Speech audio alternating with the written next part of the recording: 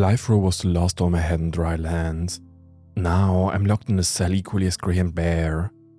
The only difference is I'm below the surface of the Pacific in a lonely steel capsule. They lured me in with a chance at reducing my sentence by volunteering as a test subject for the Hadal Anomaly project. Cryptic, right? I won't detail the reasons for my imprisonment, because from what I've been seeing and hearing, it doesn't matter anymore. The rest of the world may as well not exist. We disembarked, best part of a month ago? It's guesswork, but I think we're somewhere off the coast to Mexico, near the Galapagos Islands maybe. What I do know is we're now deep enough for the words day and night to lose all meaning. There's not much to look at through the dinner plate porthole in my cell. Seems like a pointless investment if you ask me. The things I've made out from eavesdropping through the tiny gap in the doorframe are far more interesting. From muted fragments of conversation, here's what I know. The Hadal Anomaly, this project's namesake, is a vacuum close to the Pacific seabed. It's spherical, just under a kilometer wide, with no rational justification for its existence. No water, air, sand, an empty region of space and nothing more. Feels like we're still moving, still descending. I don't know how long it will be until we arrive. Hopefully a while. Still, I'm noticing some changes. There is a low hum coming from somewhere, and it's gotten louder as time goes on. Thank God I have a notepad.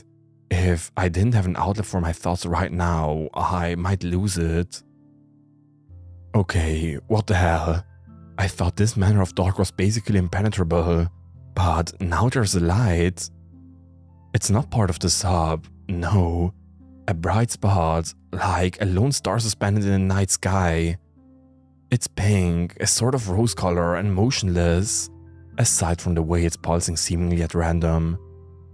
I think it's what's making the humming. When it swells, so does the humming. I can see the border of this vacuum too. It's like looking into a glass sphere, the inside perfect and unblemished. I'm starting to regret taking them up on this offer. Something's telling me life in jail would be a paradise over whatever they plan to do with me. A few minutes ago, I watched a test subject get sent out in some kind of pressure suit, straight towards the light. When they passed into the vacuum, the suit just disintegrated, as if dipped into some obscenely powerful acid, corroded away into nothing. Yet, whichever poor soul was chosen for this test run is somehow unharmed. I mean, she's floating naked, but I don't think she's dead. Her skin looks alive, and she'll twitch and convulse at random. Sometimes it even looks like she's trying to speak. Scream maybe, but no one can hear her. Any comms equipment they loaded with her is gone, rotted away into less than dust. A few minutes was all I could stand watching her float toward the light before slumping down beneath the porthole. I don't know how long I sat like that. At some point I dozed off, but the sub-shuddering brought me back with a miss the last step kind of feeling. A pale pink circle projected from the portal onto the bulwark door told me enough. No need to look outside. I think that was her passing into the light, for better or worse. Probably worse. There's gotta be an escape to this. Can a pen do lethal damage to a corroded artery? Maybe, I'll find out. Subject 006 is the next lab rat they're picking. Subject 006 is me. The urge to end it right now is tempting, before they can send me into something they haven't the first fucking clue about. I can't bring myself to do it though. If going into that thing puts you asleep, then maybe it'd be a better death. But I don't know that. The researchers don't know that. How could they? Or perhaps they do and think it's a mercy to leave me questioning. It isn't a mercy, it's torment. The keypad outside my door is beeping. There is no time left. Then again, what worth is there to anything I write in this journal? Maybe a part of me is hoping that someone reads this, stranger or otherwise, so at least they know a living person wrote this. Or I'm just writing my thoughts. Not everything needs a purpose, a deep meaning, or anything like that. Some things can just be. It's time. I'm up. Later, no one. It's obvious past this point I couldn't continue my journal. Even if I somehow brought it along, it would have disintegrated inside the anomaly. Researchers and sub-operators crowded me, chattering in a cubicle of voice. I didn't care to hear anything they had to say. Why should I? If I was going to be released out into the hailstone towards some undefined fault in reality, insider info would be as useful as a paper ore. The pressure suit was more like a cage than anything. Rigid joints prevented any movement, only serving to transport a fragile bag of meat for an inhospitable environment. It had a tether latch on the back, yet another pointless addition to the whole thing. There was a cold rush as I hurtled out of the sub. Not from the water around me, but dread. A dread nothing on earth, nothing natural could instill. An endless thought loop cycled in my head, attempted rationalization for what was about to happen. None of them were sufficient or even close to the truth. Slowly, I drifted toward the vacuum. The gradual inching closer. It was agonizing. Then, the instant I passed the border, everything went black. But only for a moment. My eyes opened, and what I saw was not the deep sea, nor was it the bright light. The rapture incarnate, in every town, city, and village. I saw burning skyscrapers lighting up a starless night, underlined by the collective wail of humanity as they fled in absolute hysteria. A shape crested the city skyline, cloaked in an oily pall. Something utterly massive, a shell splitting into 9 spirals. The military tried their best, but the bullets did nothing and their missiles were whipped out of the sky by vast, mismatched limbs. Any ill-conceived providence was brushed aside as the shell colossus swiped up men, women, and children alike, shoveling countless people into its pulsating, toothed pincer. Every crushed bone, snapped joint, torn limb I heard. Screams and the wail snuffed out. Violent creatures spewed from its fleshy openings, galloping and screaming through the streets, eviscerating anyone and everyone. Some plucking smoke from vesicle jaws, others spraying caustic fluids to liquefy flesh. Again, my eyes opened to full awareness. I tried to howl in the horror and disgust of what I'd seen.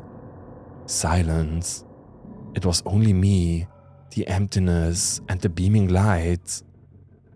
Quickly as I had awakened, I was plunged into another vision. This time, an underwater landscape greeted me. It was calm, rich in all manner of life. Some big, some small, some hard and some soft. The only violence was necessary predation. But what caught my mind's eye were a group of oddly humanoid creatures with coiling limbs tightened into familiar shapes, darting around with spear-like weapons, some carrying skewered fish down to a sprawling structure in the seabed. There was no time for peace or comfort. Once more the dream fell into oblivion, and I was met feet away from the blinding light. It shone with colors that shouldn't be, dancing across my vision, drawing me into its gravity. One last time, I blacked out. There was nothing to see, only a soft and distant voice. Enter the source, the zenith. A deep, rattling horn sounded from every conceivable direction, and then I was falling. Upon opening my clenched eyelids, I saw that place. Words can never do it justice, but I'll try my best. Encircling me, arcs of black fog on a galactic scale fed down to something beneath. I looked down, and the only thing I could think was every single star in the universe squeezed together into one immense mass of light and heat. It beamed with those same impossible colors, spinning around me in coronas the size of Saturn's rings. Soon, the light was all I could see, a perfect anti-void. I couldn't see, but I felt it. My body felt like it was expanding, stretching, tearing, mending, changing. And then finally it was dark again, cold. I looked around, darkness punctuated by a single rose of light, glinting off a curved metal object I recognized. As I approached, my arms came into view, lit up in violent hues. Well, they weren't arms, not really. Two long bundles of wiry tentacles pushed me forward. Yet, when I stopped to look at them, they twisted and coiled into shapes I recognized. Arms and hands. Effortlessly, I soared through the brine to the submarine's bow, stopping at its glass dome and staring in. The very same scientists and crewmates who shoved me into the unknown milled around inside. One by one, they noticed me, freezing in a sort of horrified awe. I think I smiled, but I don't know what my face looks like now. Before leaving, I circled the sub and found a portal to my holding cell. Inside, a grey square sat skewed on a sturdy table. My new appendages slithered across the glass, smothering it in seconds and pulling with tiny suction cups. With little effort on my part, the window cracked and shattered, and I had to brace to avoid being sucked through the checked glass teeth. Foot-thick reinforcements slammed down around the bulwark door, while red lights strobed around and sirens blared. In one fluid motion, I reached inside and grabbed a notepad, swaddling it tight in a nest of tendrils in hopes of saving the ink. All around me, the midnight black lit up with tens, no, hundreds more rogue stars. A sprawling alien firmament. After rocketing up to the surface and following the sun to the east, I washed up on a sandy ridge, restraining a small lagoon. It was dusk, which worked in my favor to mask the features of my new body. The beach fed into a small town. After the short trek, my skin already felt dry and irritated. Maybe skin isn't the right word. Membrane, scales, it's not something I care to dwell on. Now, after following home some unfortunate late-night walker, I'm sitting in their house, typing on an old laptop with their unconscious body on the floor. Internet's spotty, but I only need to make one post. I'm going back as soon as this is finished, to bathe beneath the moonlit ripples of crushing depths, places warm and blue, others frozen and grey. Places I belong now all the same. Make what you will of this. I may have filled in some parts of the journal where the inks run, but it's accurate enough. I think someone's coming. Something that was once a distant foresight, now a promise past due. Our society will burn. Cities erased into dying embers amongst ash and bone. Nightmares roaming every continent, slaughtering anyone or anything they see. But there's a salvation for all of us. Somehow, I know the lies will multiply and rise to the surface. Go to them. Let them take you. If not, I'll bring you along myself. Become like me and survive what's coming. Because what's coming is coming soon. And before long, you'll be out of time to save yourselves.